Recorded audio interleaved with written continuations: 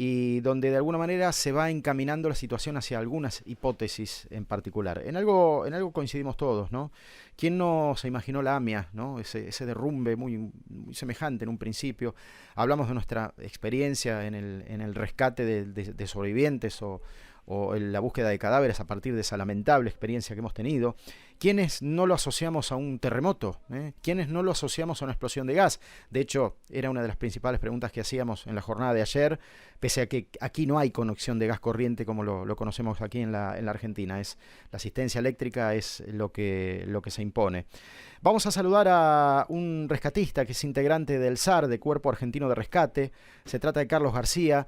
Carlos, Adrián Puente y Julieta Tarrés te estamos saludando. Buenos días. Gracias por atendernos.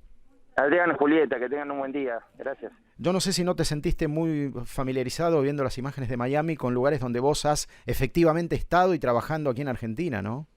Sí, totalmente. Es un escenario, por supuesto que lo específico es diferente, pero en lo macro es muy similar a la AMIA o lo que ocurrió en Rosario. Son catástrofes que, a ver, si me permiten la expresión, ¿no? La catástrofe en sí misma es, por supuesto, todo lo malo con todo lo que conlleva. Y lo bueno es que toda la periferia está liberada. ¿Qué quiero decir con esto? Que pueden llegar servicios, que puede haber relevos de personal, que se pueden obtener un montón de recursos porque hay calles donde pueden circular. Esa es la gran diferencia con un terremoto, donde todas las calles están destruidas y donde no es un edificio, sino cientos. Uh-huh. Entonces, lo único bueno que tiene esta desgracia es que es un lugar puntual, los equipos de rescate se pueden relevar gradualmente, con lo cual el estrés y el cansancio del personal se puede cuidar más, por ende el personal está más activo, más lúcido y con mayores capacidades. Ahora, viste, Carlos, aquí con una particularidad, empezaron trabajando de arriba hacia abajo y después cavaron como una suerte de túnel y empezaron a trabajar al revés. ¿A qué atribuís esta estrategia? Bueno, en primer lugar tenés que conocer, la escena, lo que nosotros denominamos el manejo de la escena. El manejo de la escena, vos recién bien hablabas respecto de los factores de riesgo adicionales, ¿no? Como lo que puede ser una pérdida de gas también existe la aclaración de que no había gas. Pero sí, me parece que está buena la aclaración porque lo primero que se hace en estos escenarios es el corte de todos los suministros, ¿sí? Con lo cual se disminuyen los riesgos, pero no podemos evitar que al momento del colapso hizo un cortocircuito, un cableado que había y prendió fuego un material que quedó abajo e hizo una combustión. Bueno, eso es inexorable. Respecto del ingreso, vos estás hablando de los patrones de ingreso. Bueno, la modalidad varía de acuerdo a la escena, de acuerdo al escenario, de acuerdo a la estructura, el tipo de colapso también es muy importante. Esto es lo que se llama un colapso tipo panqueque, por las capas. Uh-huh. Entonces, a partir de estar frente a la escena, bueno, empezás a determinar el plan de acción con el cual vas a operar. Uh-huh. Julieta. Carlos, en función de tu experiencia, ¿cuánto tiempo debería pasar para saber que puede haber personas heridas debajo de los escombros o encontrar gente con vida? Mira, nosotros tenemos como varios ejemplos, ¿no? Podemos tomar un ejemplo que ocurrió en el terremoto de México. Yo no sé si ustedes lo recuerdan, en el año 86, previo al Mundial, un terremoto muy grande, del cual se rescataron 5 bebés, luego de una semana de estar bajo escombros. Bueno, los bebés tienen una condición muy particular en estos escenarios, porque disminuyen sus funciones y tienen una mayor capacidad de supervivencia. ¿Qué pasa con respecto a los adultos? Bueno, nosotros el principal problema que tenemos es la hidratación. Una persona puede estar una semana sin comer, y más también, pero lo que no puede estar sin hidratación. Ahora, esto lo estamos hablando, Julieta, entre ustedes que están en un estudio y que estamos todos bien.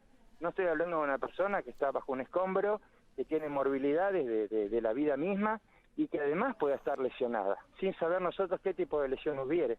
Uh-huh. Entonces, por supuesto que si bien disminuye las posibilidades de supervivencia, pero no las quita. O sea, tampoco es que a las 72 horas decimos se acabaron las posibilidades, bajo ningún punto de vista. Pero sí los disminuyen, es gradual y los va disminuyendo. Carlos, estamos a poco más de 24 horas, uno tiene la esperanza de toparse con sobrevivientes. ¿Este momento es clave para eso todavía? Mira, el momento va disminuyendo, ¿sí? O sea, cada hora, mira, yo te podría dar, si me permitís, un pequeño ejemplo. ¿Cómo no? Yo invito a tu audiencia que mientras nos escucha, ¿sí?, se recueste en su lugar donde se encuentre de la manera más incómoda que encuentre. Sí, se recuesta en el piso del comedor, en la cocina, y arriba suyo se coloca una silla. Te invito a permanecer en esa postura durante media hora. ¿Sí? Claro. Esto que yo estoy sí, por supuesto en un genérico, en un abstracto, es solamente para simplificar, puede tener una víctima bajo escombros. Entonces, ¿cómo te lo resumo? Cada hora disminuye las probabilidades por las condiciones en las que están, ¿sí? Pero te repito, no las quita. A ver, nosotros lo último que se pierde es la esperanza. Vamos a pelear hasta el final, ¿sí? Por rescatar una víctima. Y los equipos sí piensan exactamente igual que nosotros, puedo garantizar. Carlos, ¿cómo trabajan con los perros? Mira, los perros son el mejor medio de respuesta. Cuando hablo de primera respuesta, hablo de acción, ¿sí? Las unidades de perros se llaman CASAR. CASAR es una sigla que significa Servicio, es internacional. Cuando vos hablas de una unidad SAR, es como si dijeras, es un genérico. Sabés que no es un equipo de bomberos, ya sabés que es un equipo de rescate técnico. Bueno, los perros son la mejor unidad de respuesta, son las unidades, se las llama K9, por K9. Entonces, ¿por qué te digo esto? Por la capacidad enorme que tiene el perro, y es rapidísimo. Si vieras entre la velocidad que se mueven entre escombros y la capacidad que tienen es lo mejor que tenemos para que nos localice las víctimas. Después se puede complementar con sensores electrónicos de distinta índole, pero la primera respuesta son los canes, los fáciles de movilizar, rápidos para desplegar, son inmensamente ágiles, se mueven, si vos vieras cómo se mueven entre los escombros, por supuesto que ni un humano lo puede hacer. Entonces esa agilidad, esa dinámica que tienen los canes, sin duda son la primera respuesta. Carlos, cuando vos identificás, o los perros identifican una víctima, un sobreviviente, digo, ¿cuál es el paso 2? O sea, vos, la persona identificada está con vida, ¿qué haces? ¿Chequeás las condiciones? ¿Limpiás la zona? Bueno, en primer lugar, se utilizan dos canes en ese caso. Cuando un can marca, se utiliza un segundo can, se saca de la zona y se pone un segundo can a ver si vuelve a marcar. Con dos marcaciones en el lugar, iniciamos la exploración. Y a partir de ahí hay que ver por dónde ingresás, porque que el can te marque acá es por donde viene el colo del olor, pero no significa que vos puedas ingresar, porque tenés losas de hormigón, tenés viga. Entonces a partir de ahí tenés que estudiar lo que se denominan los espacios primarios y los espacios secundarios. ¿Qué son cada uno? Los primarios son los más simples de ingresar, son los de más fácil acceso, y los secundarios son los que por supuesto son más difícil de acceso. Recordemos siempre que cuando uno se mete dentro de una estructura colapsada estamos hablando de espacios confinados, que es una técnica puntual de rescate, conocer las características.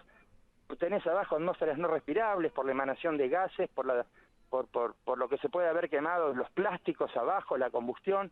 Entonces, vos a partir de ahí decidís, sí, por dónde se puede ingresar. Y por supuesto que no te lo puedo describir acá porque no tendría que ver el lugar e ir guiando una imagen. Pero para darle una idea a tu audiencia, no es que porque el perro, el olor salió por acá, emanó por acá, pero no significa que nosotros por ahí podamos ingresar.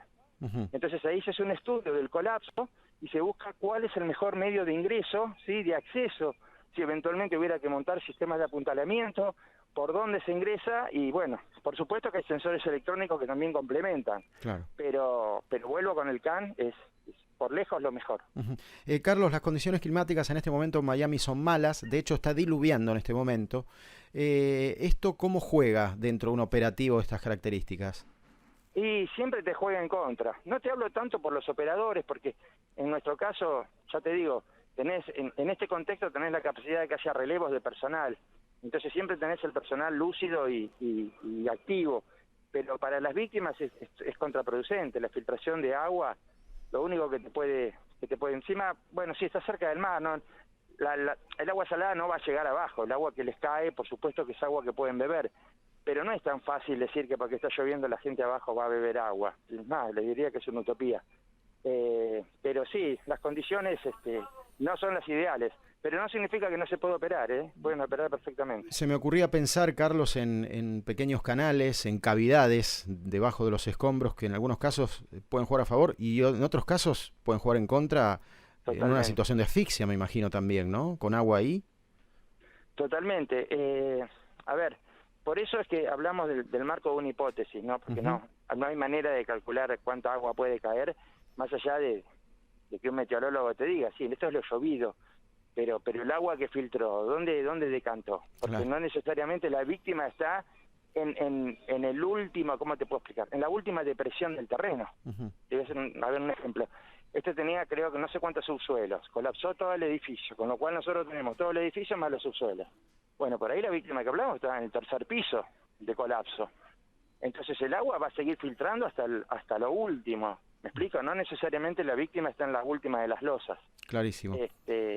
Y a partir de ahí dependemos de cómo haya quedado la estructura, ¿no? Por eso, yo te digo, la lluvia nunca es un ideal para operar, pero en una lluvia en condiciones normales, sin un temporal, se puede continuar. Habrá herramientas que habrá que manejar, por supuesto, pero también tiene herramientas hidráulicas que se pueden manejar sin la batería. Carlos, para finalizar, ustedes, los grupos de rescate, ¿cuándo tienen un tiempo determinado? ¿Esto es un estándar internacional? ¿Qué se hace? Sí, tal cual, tal cual. A ver, nosotros nos manejamos bajo normas de INSARAG. INSARAG es la oficina de las Naciones Unidas que se encarga del manejo de este tipo de desastres y es la que activa cuando es a nivel internacional. En este caso no, porque la capacidad de respuesta es mayor que el desastre, aunque uno no lo entienda y no lo vea, pero no se hace una activación internacional solamente porque haya un desastre. ¿Sí? La capacidad de respuesta local es suficiente y bueno, por supuesto que la ansiedad de la gente no lo comprende, pero la realidad es que es un trabajo muy lento y tedioso. Entonces, volviendo a las normas, sí, se opera todo bajo normas internacionales, son estándares, y bueno, valga la redundancia, todos operamos bajo los mismos métodos, ¿no? En la medida que gradualmente se van actualizando. Carlos, placer enorme, ha sido de mucha ayuda, muchísimas gracias. Bueno, muchísimas gracias, les dejo un saludo a ustedes, les agradezco mucho por interiorizarse, y bueno, a su disposición para lo que necesiten. Muy amable, Carlos. Hablábamos con Carlos García, rescatista, integrante del Cuerpo Argentino de Rescate, trabajó en lugares realmente hostiles, terremoto en Chile, bueno, en la AMIA, en la explosión de gas de Rosario, ¿se acuerdan? Aquella famosa explosión de, si mal no recuerdo, ya el año 2013. Hasta aquí llegamos con el tema del día, hemos abierto todo el abanico lo más abierto y profundo posible para entender qué es lo que debemos esperar de esta tragedia de Miami en las próximas horas. La situación sigue siendo la misma, se siguen buscando sobrevivientes, hay 4 personas fallecidas y en lo que es argentinos, ustedes saben que se ha identificado una familia completa de 5 integrantes